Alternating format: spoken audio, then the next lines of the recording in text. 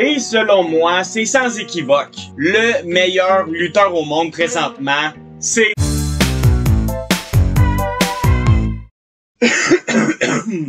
Messieurs, dames, re-bienvenue sur la chaîne RNBO. J'espère que vous allez bien aujourd'hui. Je suis malade depuis quelques jours. J'ai mis les breaks un petit peu. What?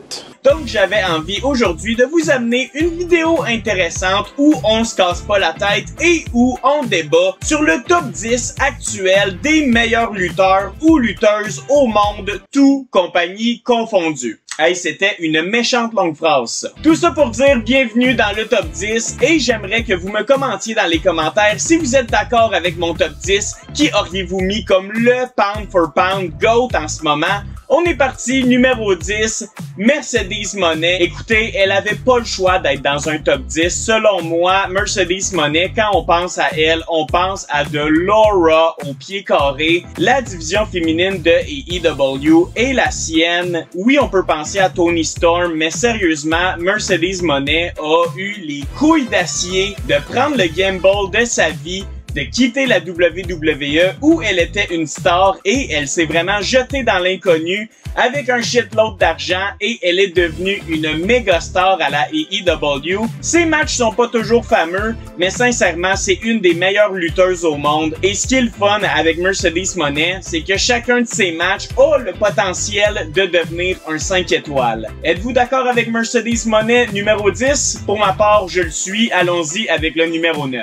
On demeure du côté de la AEW, l'ancien champion du monde, Swerve Strickland. C'est mon lutteur préféré à la AEW. Ce gars-là a un work rate incroyable. Ses matchs sont insane. Il est toujours accompagné de son manager Prince Nana. Les deux ensemble font juste du beau temps depuis plusieurs années. Et sincèrement, je ne me tanne jamais de ce duo-là.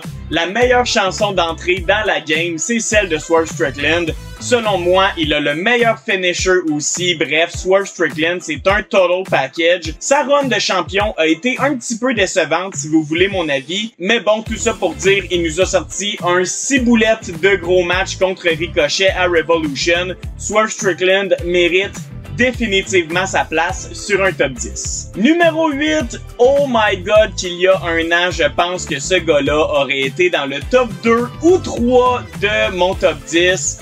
MJF, malheureusement, quel drop il a eu notre cher MJF. Tony Khan est tellement perdu en ce qui concerne MJF et la majorité de ces grosses stars, on peut penser à Okada qui est un petit peu perdu. Il y a tellement de qualités éparpillées à la AEW. On ne fixe pas nos priorités et je pense que c'est ce qui explique la position numéro 8 de MJF. On s'en va de la AEW, allons à la WWE pour la numéro 7, Rhea Ripley. Rhea Ripley, écoutez, je pense que c'est une évidence, elle se doit d'être dans un top 10 si on parle des meilleurs lutteurs-lutteuses actuellement. Elle carry, selon moi, la division féminine de la WWE. Tu veux un bon match, tu veux Rhea Ripley, c'est aussi simple que ça. Peu de femmes sont capables de faire ce qu'elle fait dans le ring. Elle est athlétique, elle est forte, elle est capable de carry Nia Jax dans un match, comme elle est capable d'être rapide dans le ring avec une Liv Morgan. Rhea Ripley, non seulement c'est une lutteuse 5 étoiles, mais c'est toute l'enveloppe, c'est le charisme, c'est comment elle s'est développée comme une super vedette. Numéro 7, Rhea Ripley, c'est amplement mérité. Au numéro 6, celle-là va faire énormément de polémiques et de controverses. Le vainqueur du Royal Rumble, Main Event, Jey Uso. Là, je sais, il y en a plusieurs d'entre vous qui seront pas d'accord qu'il est dans les meilleurs lutteurs du monde en ce moment. Et je vous l'accorde, Jey Uso n'est pas du tout dans le top 10, même le top 20 des meilleurs lutteurs dans le ring, mais pour l'enveloppe, la gang.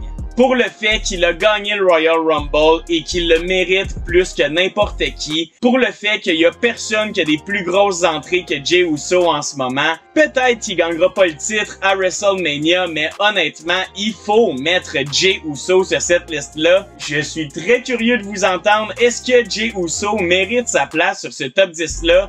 Selon moi, oui, comme je vous dis, c'est pas le meilleur dans le ring, mais il est tellement captivant. Ses segments sont des must-watch. Jey Uso, c'est du bonbon. Numéro 5, eh bien, on en parlait, Jey Uso a une rivalité en ce moment contre le champion du monde poids lourd, Gunther. Eh bien, je donne le numéro 6 à Gunther. Un workhorse. Honnêtement, il a carry pendant très longtemps une grosse run avec le titre intercontinental. C'est un lutteur technique. C'est un lutteur qui est capable d'être athlétique, de nous montrer des nouvelles manœuvres match après match et surtout quelqu'un qui respecte le ring. C'est le ring général. C'est celui qui se donne corps et âme et ça paraît sur son corps après chaque match. J'aimerais beaucoup que Gunther conserve son titre contre Jey Uso à WrestleMania, mais on y reviendra. Tout ça pour dire Gunther, notre champion poids lourd, numéro 5.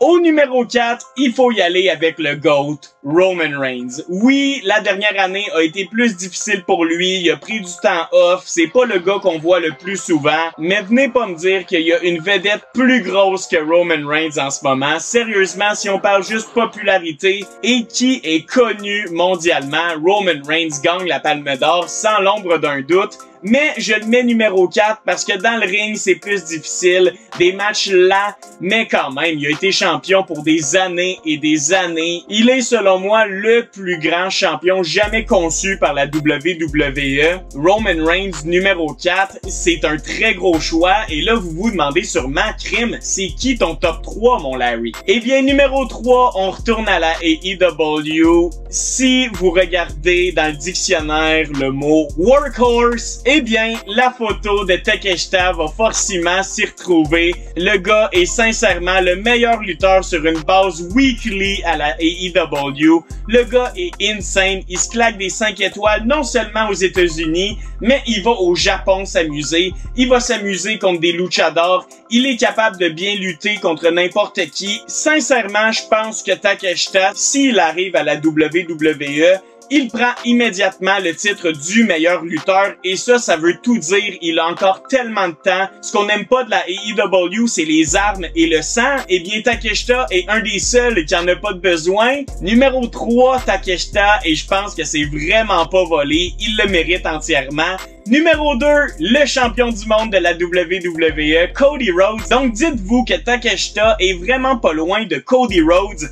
Ça vous donne vraiment une idée à quel point je suis hype sur Takeshita. Mais bon, parlant de Cody Rhodes, ben c'est le champion. C'est le poster boy, c'est le blondinet que tout le monde aime et que tout le monde adore depuis le heel turn de John Cena. Je pense que le heel turn de Cena va avoir énormément aidé Cody Rhodes pour demeurer un babyface à encore plus long terme. Mais Cody connecte tellement. On l'a vu à Glasgow, les Cody Rhodes, c'est incroyable. La WWE a tellement, mais tellement eu de difficultés à créer des bons babyface dans les dernières années. Eh bien, Cody Rhodes, on n'y touche pas. S'il peut durer 10 ans babyface, c'est parfait. Et au numéro 1, ben, il n'y a pas de cachette. Il n'y a pas de cachette, on retourne à la AEW et c'est Will Ospreay qui gagne le prix. Will Ospreay est le meilleur lutteur à jamais avoir mis les pieds sur la terre et ce, de l'histoire. Il y a personne qui contrôle mieux un ring que lui.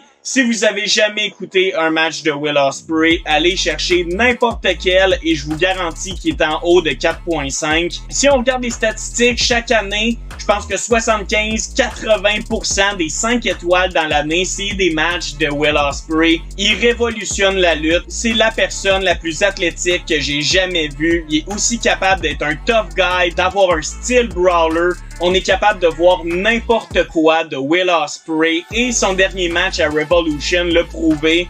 Le gars, c'est un lunatique qui n'arrêtera jamais. Et sincèrement, je vais peser mes mots, mais Will Ospreay va hanter la WWE pour des décennies, les chums. Voilà ce qui complète mon top 10. Will Ospreay, selon moi, est le meilleur lutteur du monde actuellement. Vous m'écrirez dans les commentaires, êtes-vous d'accord avec moi? Est-ce que je suis dans le champ total? Mais bon, d'ici là, j'espère que vous avez aimé, les chums. Portez-vous bien, j'espère que vous allez passer une merveilleuse journée. Et comme on se dit, comme d'habitude, take care, peace!